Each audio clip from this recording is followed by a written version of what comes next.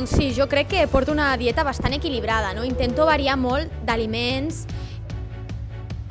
Crec que no, però també depèn del dia, perquè alguns dies puc menjar o moltes porqueries o coses molt saludables.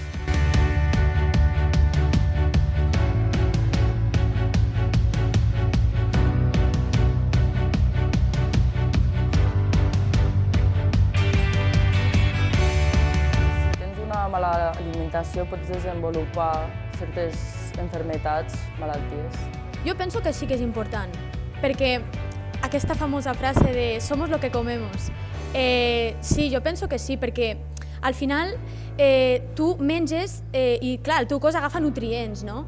I és com que també varia molt la teva salut física, però també la teva salut psicològica, perquè hi ha aliments que influeixen molt en la teva manera de ser.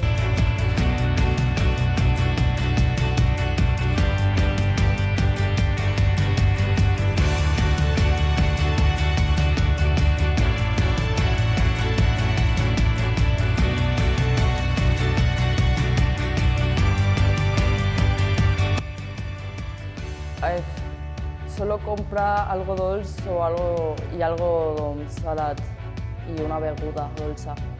Així vario, però no és res saludable. Doncs sí, és veritat que quan surto amb les meves amigues, puntualment, per exemple, anem al Burger King de la illa, per exemple, i sí que unes patates d'aquestes per compartir d'1 euro, per exemple. Això és veritat, però puntualment.